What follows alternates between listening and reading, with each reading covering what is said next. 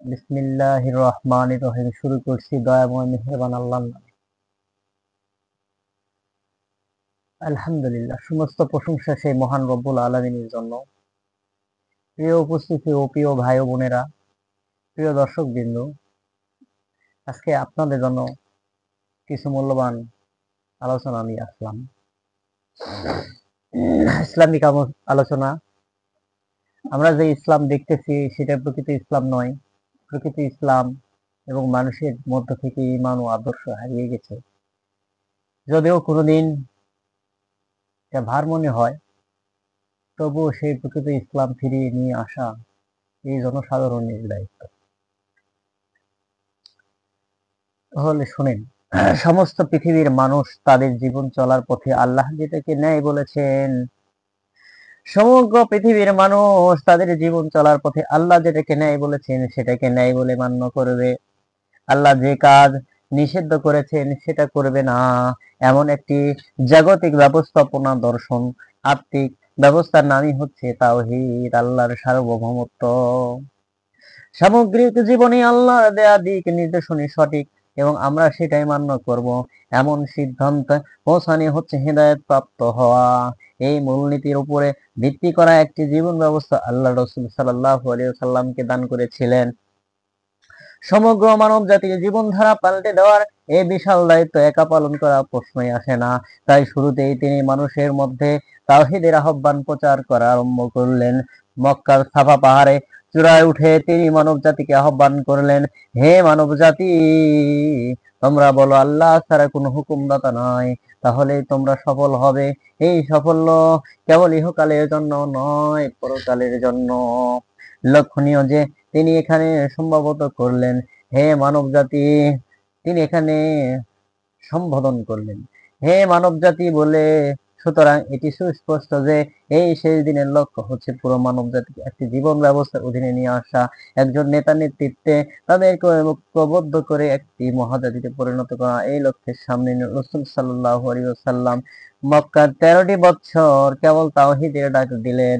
তার আহ্বানে সাড়া দিয়ে ইসলাম গ্রহণ করলেন আম্মা খাদিজা রাদিয়াল্লাহু আনহা, হযরত আলী রাদিয়াল্লাহু আনহু, হযরত আবু বকর রাদিয়াল্লাহু আনহু, হযরত যায়েদ রাদিয়াল্লাহু আনহু, হযরত আম্মার রাদিয়াল্লাহু আনহু, হযরত ওমর রাদিয়াল্লাহু আনহু, হযরত বিল্লাল রাদিয়াল্লাহু আনহু প্রমুখ সাহাবীগণ।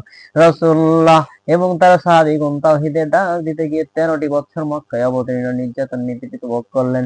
তারপর আল্লাহ যখন তাকে মদিনায় একটি জনগোষ্ঠীর কর্তৃক দান করলেন, তিনি সেখানে আল্লাহর সার্বভৌমত্বকে জীবন ব্যবস্থা প্রতিষ্ঠা করলেন। তখন এই জাতির মধ্যে এর আদর্শ ও লক্ষ্য নিয়ে কোনো মতভেদ ছিল না। অর্থাৎ যারা ঈমান আনলো তাদের মধ্যে কোনো মতভেদ এবং কোনো সন্দেহ ছিল না। পুরো উম্মতে মুহাম্মাদি ছিল একটা জাতি, তাদের নেতা ছিল স্বয়ং রাসূলুল্লাহ সাল্লাল্লাহু আলাইহি ওয়াসাল্লাম। রাসূলুল্লাহ তার জীবদ্দশায় ওই জাতিকে নিয়ে সঙ্গে নিয়ে জিহাদের সর্বাত্মক প্রচেষ্টা সংগ্রাম চালিয়ে গেলেন এবং সমগ্র উপদ্বীপ আল্লাহর দেয়া জীবন ব্যবস্থার অধীনে এলো। বাকি পৃথিবীর যাবতীয় অন্যায় অবিচার দূর করে শান্তি নিরাপত্তা প্রতিষ্ঠার দায়িত্বে সে উম্মাহকে অর্পণ করে রাসূলুল্লাহ সাল্লাল্লাহু আলাইহি ওয়াসাল্লামের তিনি প্রভুর কাছে চলে গেলেন, অর্থাৎ ইন্তেকাল করলেন, ওফাত গ্রহণ করলেন। রেখে গেলেন পাঁচ দফার অমূল্য কর্মসূচি।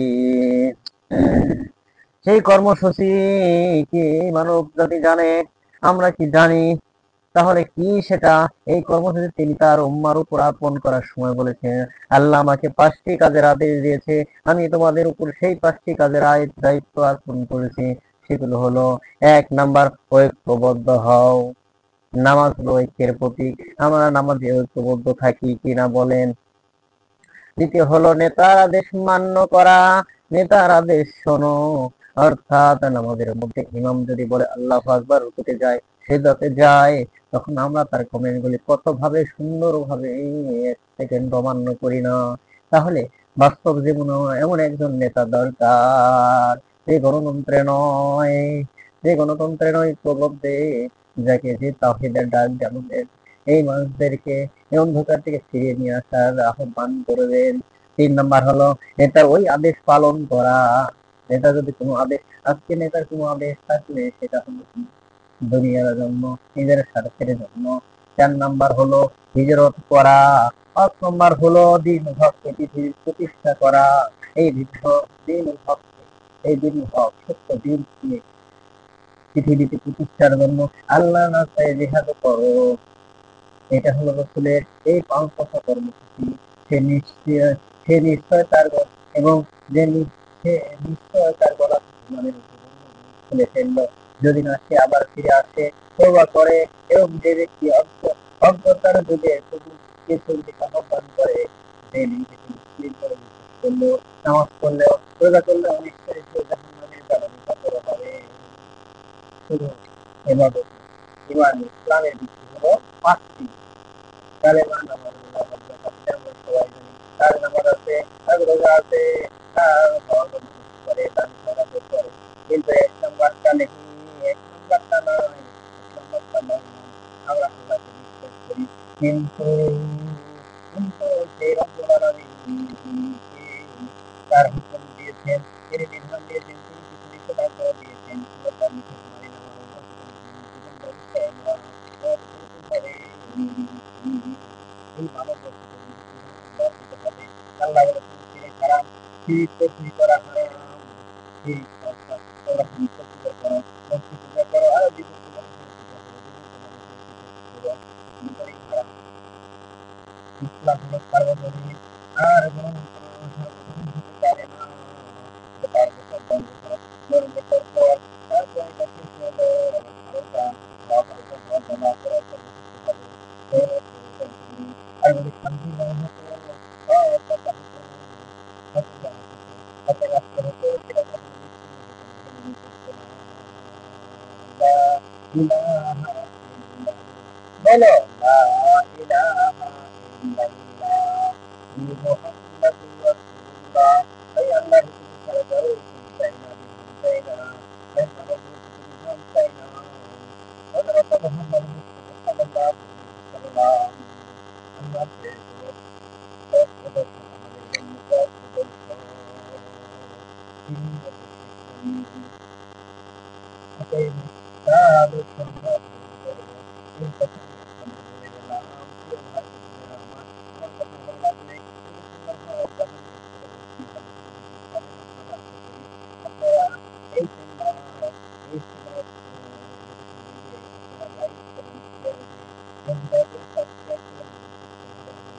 আমরা পেয়ে যাবেন এই অশ্লীলতা, অশ্লীলতা রচিত না, লেখক না, সত্যতা ভাইরাল হয়, আমাদের আলোচনা করে ভাইরাল করবেন না, বলে এটা আপনার নৈতিক দায়িত্ব।